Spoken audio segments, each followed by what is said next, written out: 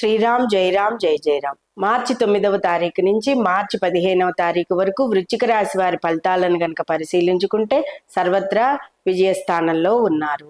ఆనందంగా ఉంటారు. ఆరోగ్యం బాగుంటుంది. ధనానికి ఇబ్బంది లేదు.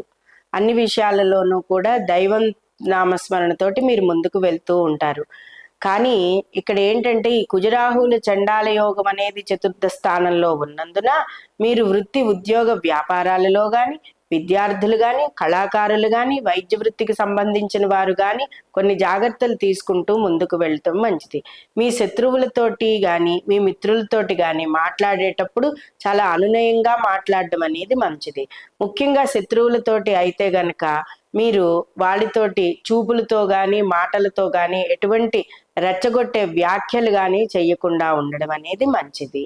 ఇక తల్లిదండ్రుల ఆరోగ్యము, అలాగే వారి పట్ల కొంత ఇంకా మనం ఏదైనా వారికి మన ఘనతలు సాధించి వారికి ఆనందాన్ని చేకూర్చే విషయాలను ఏర్పాటు చేయాలని కొంత ఆదుర్దా పడుతూ ఉంటారు. అలాగే సంతాన విషయంలో కూడా కొంత ఆలోచనలతోటి మీరు ముందుకు వెళ్తూ ఉంటారు. గురుడు కొంత తిప్పట స్వభావాన్ని మీకు ఇవ్వడం అనేది జరుగుతుంది.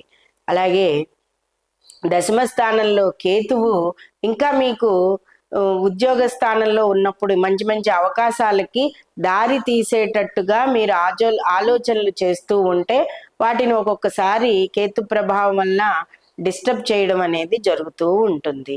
ఇక వృత్తి ఉద్యోగ వ్యాపార విద్యార్థులందరూ కూడా ఒక మోస్తరుగా కష్టపడితే గనక మీరు మంచి ఫలితాలను సాధిస్తారు.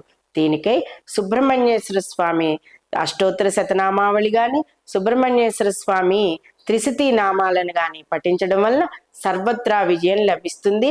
మాట పొదుపు, డబ్బు పొదుపు కూడా ఈ రాశి వారికి చాలా ముఖ్యమైన విషయము.